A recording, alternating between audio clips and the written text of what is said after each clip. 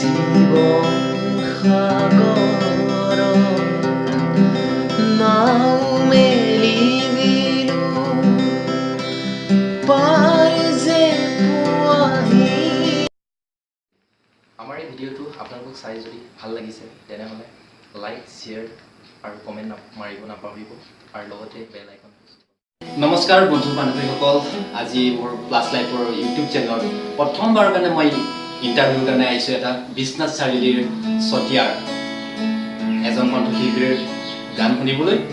তেওঁৰ নতুন নতুন বহুতো গীত ওলাইছে আৰু তেওঁ নতুন কণ্ঠশিল্পী, বিৰাট ধুনীয়া ধুনীয়া গীত আছে।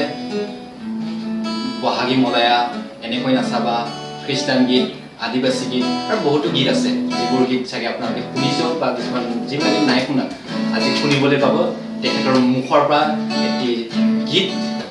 গতিকে মই পলম নকৰি আপোনালোকক সেই কণ্ঠশিল্পীৰ বিশেষ গীত শুনাবলৈ আপোনালোকক আগবঢ়াইছোঁ। তেওঁৰ এটি নতুন গীত আহি আছে, আপকামিং ছংছ, আৰু সেই ছংটোৰে লিৰিক্সটো আপোনালোকক শুনাবলৈ বিচাৰিম, যিটো মানে ৰিলিজে হোৱা নাই, ৰিলিজ নোহোৱাৰ আগতে আপোনালোকক সেই সুৰটো শুনাবলৈ বিচাৰিছোঁ। গতিকে আহক পলম নকৰি, এখেতে হৈছে বিশ্বনাথ চাৰিআলিৰ চতিয়াৰ পৰলব বসুমতাৰী। পৰলব বসুমতাৰীক মই স্বাগতম যাচিছোঁ। পৰলব দা, আজি আপোনাক পুনৰ প্ৰথমবাৰ লগ পাইছোঁ আৰু আপোনাৰ ওচৰত আজি কিছুমান গীত শুনিবলৈ আহিছোঁ। আৰু আমাৰ যিটো ইউটিউব দৰ্শক আছে, ইউটিউবৰ দৰ্শকক আমি শুনাবলৈ বিচাৰোঁ আপোনাৰ কণ্ঠসুৰ। চ' প্ৰথমতে আপোনাৰ ওচৰত কিছুমান কথা জানিব বিচাৰোঁ। ধৰি লওক প্ৰথমতে আপুনি জুবিন দাৰ গীত গাইছে, জুবিন দাৰ সৈতে কাম কৰিছে, সেইটো নেকি 2015 না 16 আছিলে গীতটো, 15 আছিলে বহাগী মলাই। আৰু বহাগী মলাইত এখেতে জুবিন দাৰ সৈতে এটি গীত গাবলৈ সক্ষম হৈছিলে। চ' জুবিন দাৰে এটি বিশেষ গাইছিলে আৰু এখেতেও এটি গীত গাইছিলে বহাগী মলাইত। বহাগী মলাইত আপোনাৰ প্ৰথম জুবিন দাক লগ পাইছিলে, যে আপোনাৰ তেতিয়া ফিলিংটো কেনেকৈ হৈছিলে জুবিন দাক লগ পাই? মোৰ প্ৰথম গীত আছিলে সেইটো, আৰু তেনেকৈ মোৰ বৰ এটা এক্সপিৰিয়েঞ্চ নাছিলে। তথাপিও যিহেতু মোৰ দাদা বা ঘৰৰ মানুহে ছাপোৰ্ট কৰাৰ কাৰণে মই গীতটো কৰিবলৈ গৈছিলোঁ তাত, আৰু ভাল লাগিছিল। আৰু মোৰ লগত জিলি বাইদেৱে গাইছিলে আৰু ভাল লাগিল। আৰু যিটো নেকি নেক্সট আপুনি নীলাকাশৰ সৈতে যে গীত গাইছিলে, এনেকৈ নাচাবা এলবামটো, বহুতো ভাল হৈছে গীতটো। অসমৰ প্ৰায় মানুহে শুনিছে, এইটো অলপো জনপ্ৰিয়তা হৈছে গীত। এই নীলাকাশৰ সৈতে যিটো এলবাম কৰিছিলে জনপ্ৰিয় কণ্ঠশিল্পীৰ সৈতে, আপোনাৰ তেতিয়া কেনেকৈ ফিলিং হৈছিলে? ফিলিংছটো মানে কি, গাইছিলোঁ এইটো কিন্তু বহুত ভাল হৈছে আগতকৈ উন্নত হৈছে, ভাল হৈছে। গীতটি আমাৰ দিবদাই লিখিছিলে, দিবদাই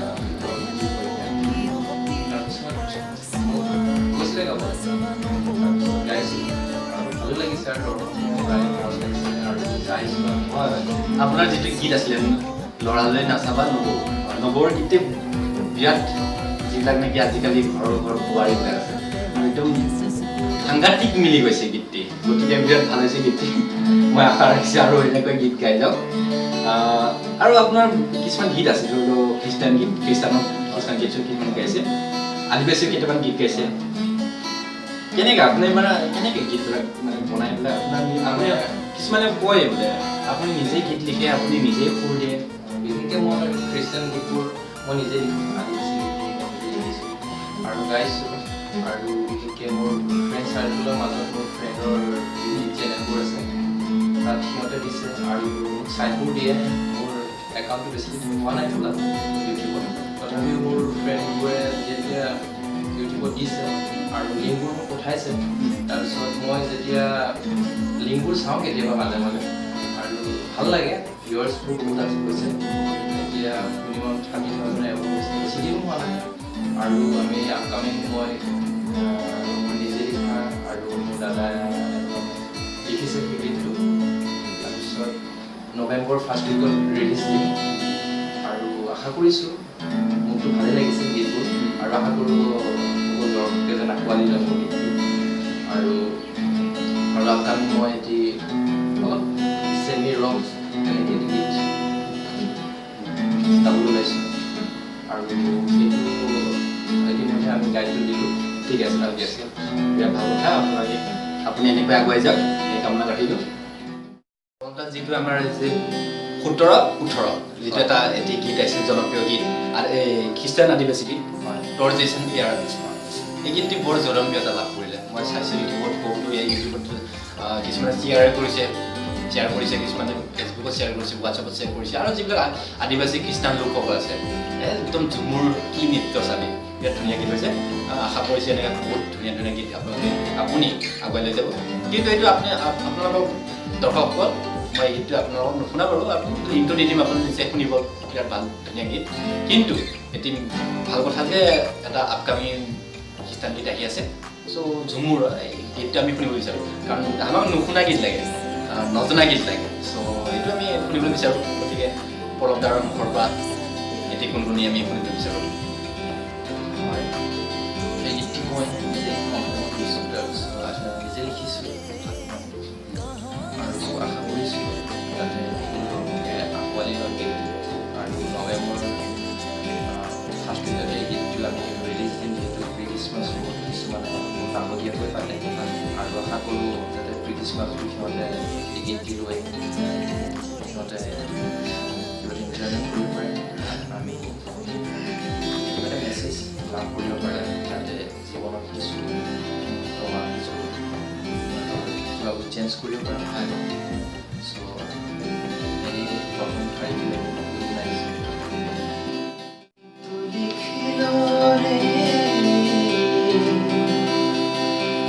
मैं तो लिख लो रे इसो तोरे नाम दिल की डाली में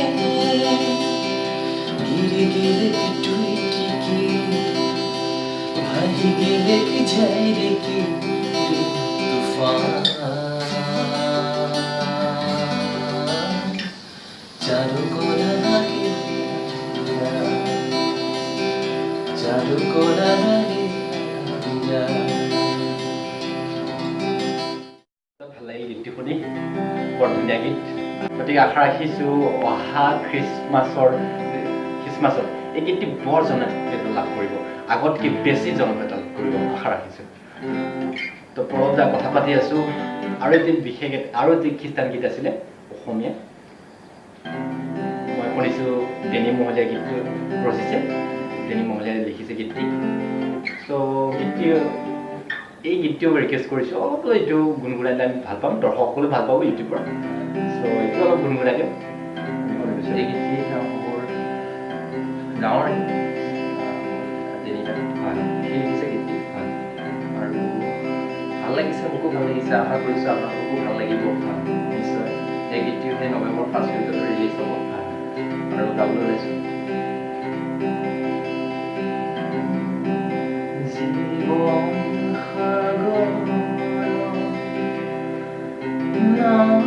मेरी दिलो पार जे पुआहीना दुखर सकुरे बाथेरु आरो आखारे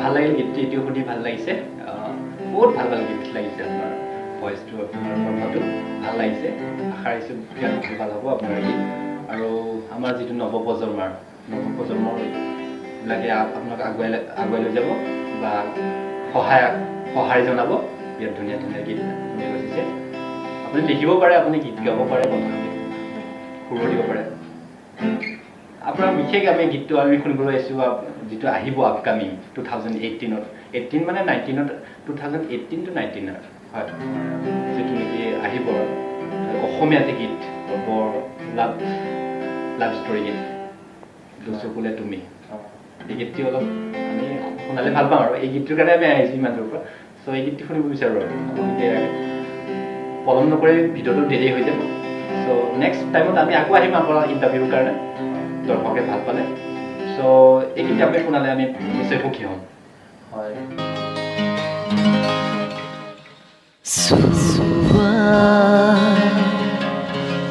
দুচকুলে তুমি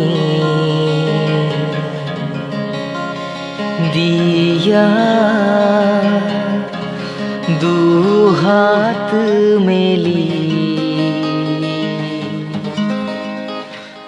মই হারে আছো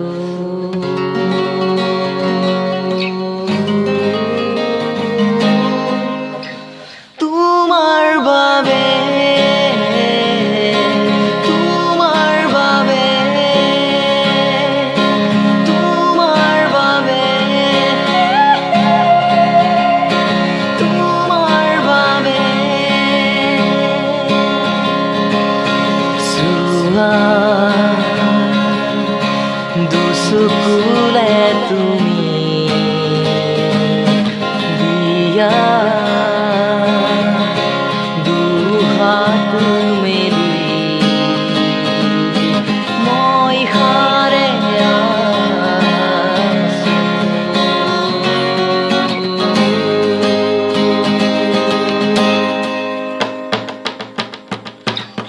তোমার বাবে তোমার বাবে তোমার বাবে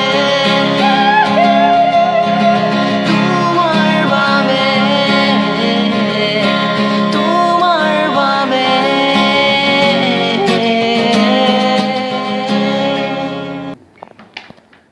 এই গীতটি বৰ ভাল লাগিল শুনি দুচকুলে তুমি এই গীতটি আপকামিং যিটো এইটো গীত আহিব নিশ্চয় 2018-19 মানে নৱেম্বৰ ডিচেম্বৰত আহিব বিৰাট ভাল লাগিল গীতটি শুনি আশা ৰাখিছোঁ যেতিয়া আমি তাত মানে ষ্টুডিয়ামত ভালকৈ এইটো যেতিয়া ৰিলিজ হ'ব গীতটি বিৰাট ভাল লাগিব আমি এতিয়া বৰ্তমান গীটাৰ আৰু কণ্ঠৰে বিৰাটে ভাল লাগিল যেতিয়া নেকি তাত বিভিন্ন ধৰণৰ বাদ্যযন্ত্ৰ থাকিব তেতিয়া গীতটি শুনি কিমান ভাল লাগিব আপোনালোকে নিশ্চয় চাগে বুজি পাইছে তো আশা ৰাখিছোঁ এইজন কণ্ঠশিল্পীক আপোনালোকে আগুৱাই লৈ যাব আপোনালোকে ছাপোৰ্ট কৰিব আপোনালোকে এই ভিডিঅ'টো যদি অলপ অলপ ভাল পাইছে এই ইণ্টাৰভিউত আৰু যদি নেক্সট ইণ্টাৰভিউ লাগে তেখেতৰ বিষয়ে আৰু নতুন গীত কি গীত আহি আছে তেখেতৰ যদি জানিবলৈ মন আছে কমেণ্ট কৰিব আৰু ভিডিঅ'টো ভাল লাগিলে আপোনালোকে লাইক কৰিব আৰু যিবিলাক নতুন তেওঁলোকক মই অনুৰোধ জনাইছোঁ তেওঁলোকে ছাবস্ক্ৰাইব কৰিব এই থাকিলে মোৰ